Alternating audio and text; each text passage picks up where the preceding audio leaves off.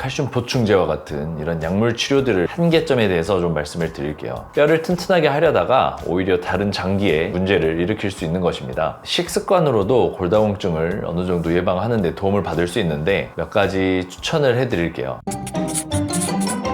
안녕하세요. 신경외과 전문의 김명훈 원장입니다. 골다공증, 이 단어를 들으면 어떤 생각이 드시나요? 그저 나이 들면 생기는 병, 또는 뼈에 바람드는 병이라고 가볍게 여기고 계시진 않나요? 골다공증은 단순히 뼈만 약해지는 질환이 아닙니다. 우리 몸의 복잡한 시스템을 통합해서 관리하는 뼈가 제 기능을 잃으면서 전신 건강에 치명적인 영향을 미치는 심각한 질병이라고 할 수 있어요. 오늘 시간에는 뼈에 숨겨진 중요한 역할부터 또 우리가 무심코 지나가는 약물 치료의 함정, 그리고 또 뼈를 튼튼하게 만드는 실질적인 방법들까지 골다공증의 모든 것을 함께 알아보려고 합니다. 첫 번째는 골다공증의 원인과 영향에 대해서 말씀을 드릴게요. 우리 몸은 근골격계 외에도 신경, 근육, 신진대사 이런 다양한 곳에서 칼슘을 사용을 하는데요. 칼슘 섭취가 부족하면 인체는 부갑상선을 통해서 혈중 칼슘을 끌어다 쓰게 되는데 이로 인해서 칼슘 결핍 상태가 초래됩니다. 뼈는 바로 이런 우리 몸의 이런 통합 관리 시스템하고 같다고 할 수 있는데 단순히 몸을 지탱하는 구조물 이상의 역할을 하는 거죠. 그래서 몸 안에 항상성 유지와 또 신진대사를 조절하는 이런 두 가지 핵심 기능을 담당하게 됩니다. 항상성 유지라는 거는 뼈는 혈액 속에 칼슘 농도를 일정하게 유지하는 저수지 역할을 하는데 우리 몸의 혈액이나 신경, 근육 등의 다양한 기관에서 혈중 칼슘 농도가 정확하게 유지되어야 정상적으로 작동할 수 있어요. 뼈는 이 농도가 낮아지면 저장된 칼슘을 방출하고 또 높아지면 다시 흡수를 해서 그 균형을 맞춥니다. 그리고 뼈는 단순히 칼슘을 저장하는 그런 수동적인 기관이 아니고 뼈 세포는 오스테오칼슘과 같은 호르몬을 분비를 해서 췌장의 인슐린 분비를 돕고 또 에너지 대사를 조정하는 등의 우리 몸의 신진대사에 관여를 합니다. 이처럼 뼈는 우리 몸의 다양한 시스템을 연결하고 또 관리하는 중추적인 역할을 하는데 나이가 들면서 이런 시스템이 약해지게 되면 단순히 뼈만 악화되는 것을 넘어서서 몸 전체의 균형이 무너지는 결과를 초래할 수 있어요. 그래서 골다공증은 전신 진화라고 할 수 있는데 뼈의 칼슘 농도가 무너지게 되면 여러 가지 문제들이 발생할 수 있습니다. 첫 번째는 신경계의 칼슘 조절 기능도 약해져서 불안감이나 우울증을 유발할 수 있고 뼈의 항상성 유지 기능이 저하되면 독소 배출 능력도 떨어지고 알레르기나 만성염증도 나타나기 쉽습니다. 또 혈액을 만드는 골수의 기능도 저하되어서 빈혈과 같은 증상도 동반될 수 있는데 골다공증은 이러한 것들 외에도 뼈가 부러질 위험을 높이는 것이 있어서 우리 몸의 관리 시스템이 무너지게 되면 전신 건강에 악영향을 미치는 심각한 질병이라고 할 수 있어요. 그래서 꾸준한 관리와 노력이 무엇보다 중요하다고 할 수 있어요.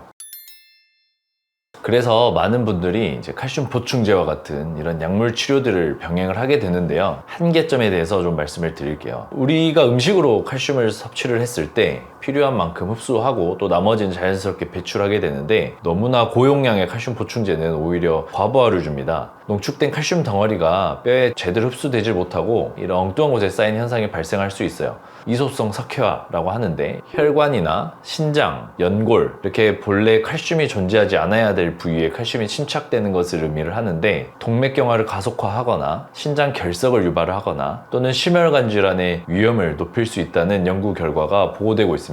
뼈를 튼튼하게 하려다가 오히려 다른 장기에 치명적인 문제를 일으킬 수 있는 것입니다. 골다공증 치료제도 긍정적인 효과도 있지만 또 부작용들이 있어요. 골다공증 치료에 흔히 쓰이는 비스포스포네이트 계열의 약물은 뼈를 흡수를 억제하는 즉 파골세포의 활동을 저해해서 뼈 손실을 막아주는 역할을 합니다. 이는 골밀도를 일시적으로 개선한 효과도 가져올 수는 있지만 다른 부작용들이 있어서 의료진과 충분한 상담 후에 치료를 받아야겠고 뼈는 끊임없이 오래된 뼈를 없애고 또 새로운 뼈를 교체를 하는 이런 과정을 거치게 되는데 비스포스포네이트는 이 과정 중에서 오래된 뼈를 제거하는 것을 과도하게 억제해서 뼈의 미세 손상이 회복되지 못하고 누적된 경우가 있을 수 있어요. 또 혈류 공급이 원활하지 않은 턱뼈에 약물의 영향이 미치면 턱뼈가 괴사되는 상황도 발생할 수 있고요. 또 속쓰림이나 위염 같은 위장관 부작용도 흔하게 나타납니다. 이처럼 약물은 뼈 손실을 억제하는 데 도움을 줄 수 있지만 뼈의 자연스러운 교체 과정을 방해한다거나 또는 여러 가지 부작용을 유발할 가능성이 있어서 약물에만 의존하기보다는 우리 몸 스스로 뼈를 또 건강하게 재생시킬 수 있는 환경을 만들어주는 것도 중요한 해결책이라고 할 수 있어요.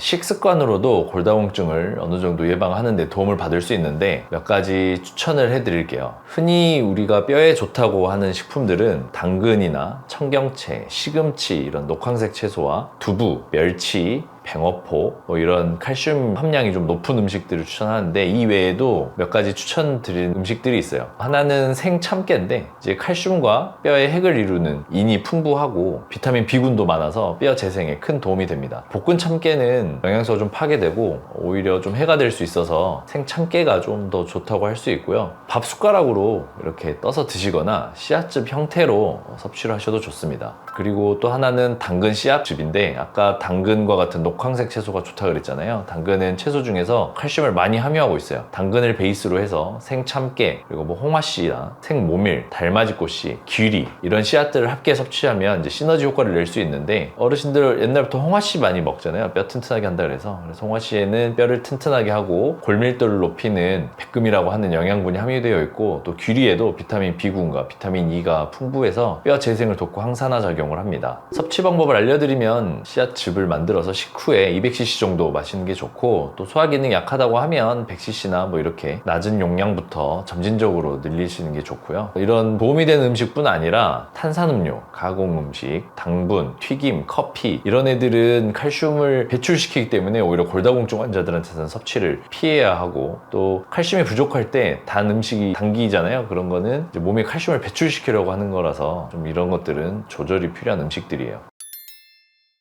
아무리 좋은 음식이나 또 영양제를 섭취한다 그래도 생활 습관이 개선이 되지 않으면 아무 소용이 없을 거예요. 다른 음식들은 특히 뼈 속에 칼슘을 빼앗아가는 이런 음식들을 피해야 할 텐데 방금 전에 말씀드린 탄산음료, 가공식품들, 또 단 음식 이런 애들은 안에 인산, 설탕 이런 애들이 많이 들어있어서 몸에 있는 칼슘을 빼내는 역할을 합니다. 특히 커피, 튀김 이런 애들 카페인도 칼슘 배출을 촉진시키고 또 튀김과 같이 기름진 음식들은 뼈 건강에 해로운 염증 반응을 유발할 수 있어요. 그러면 뼈를 튼튼하게 만들려면 어떻게 해야 되나? 첫 번째, 이제 햇볕을 쬐는 건데요. 뼈를 튼튼하게 만드는 데 도움을 주는 영양소는 비타민 D입니다. 비타민 D는 햇볕을 통해서 가장 효과적으로 만들게 되는데 팔다리는 노출한 상태로 하루에 2~3시간씩 햇볕을 충분히 쬐어주면 좋고요. 뼈 건강뿐 아니라 면역력 강화에도 필수적이라서 아주 도움이 됩니다. 그리고 뼈는 어느 정도 자극이 있어야 이제 좋은데 근육처럼 적당한 자극을 받아야 뼈도 단단해지는 효과가 있어요. 그래서 걷는 운동이 뼈와 관절에 적당한 충격을 줘서 뼈를 재생하고 또 밀도를 높이는 데 도움이 됩니다. 단 처음부터 무리하진 마시고 10분 걷기부터 시작해서 점진적으로 시간을 늘려나가는 걸 추천을 드리고요. 마지막으로 가장 중요한 건 꾸준함인데요. 뼈는 단기간에 좋아지지 않습니다. 오늘 먹은 건강한 음식 또 여러 가지 영양소들, 보충제들 이런 애들이 쌓여서 내일의 튼튼한 뼈를 만들어줄 수 있어요. 이런 생활 습관까지 함에도 불구하고 증상이 지속된다고 하면 병원에서 치료를 받을 수 있는데요. 병원에서는 흔히 이제 약물 치료를 하게 되는데 치료의 목표는 골밀도를 좀 높여서 뼈를 튼튼하게 하고 골절의 위험을 낮추는 데 있습니다. 치료제로는 골 흡수 억제제, 골 형성 촉진제 이렇게 이제 크게 볼 수 있는데요. 골 흡수 억제제를 가장 흔히 사용하는 약물입니다. 비스포스포네이트 계열 약물들인데 뼈를 파괴하는 세포를 조금 억제를 해서 뼈의 손실을 막아주는 역할을 하고 근본적으로 골밀도를 올릴 수 있는 뼈가 정말 튼튼하게 해줄 수 있는 약제는 골 형성 촉진제라고 할 수 있어요. 골 형성 촉진제는 우리 몸 안에 있는 뼈를 만드는 조골세포를 자극을 해서 새로운 뼈를 만드는데 생성하도록 돕는 그런 치료라고 합니다. 이미 골밀도가 너무 낮거나 골절 경험이 있거나 이런 경우에는 골 형성 촉진제를 주로 사용을 하게 됩니다. 이외에도 여성 호르몬인 에스트로겐이 부족해서 골다공증이 생긴 경우에는 호르몬 보충 요법이 도움이 될 수 있고요. 아까 좀 전에 말씀드린 것처럼 칼슘 외에도 비타민 D가 뼈를 튼튼하게 만드는 데 도움이 되기 때문에 이러한 영양제 치료도 병행을 하게 되면 뼈 건강을 조금 더 종합적으로 관리할 수 있어요. 중요한 건 의료진의 정확한 진단 아래 자신에게 맞는 치료법을 찾는 것이고요. 의사와 충분히 상의하고 약물의 장단점을 더 정확하게 이해하는 게 무엇보다 중요합니다.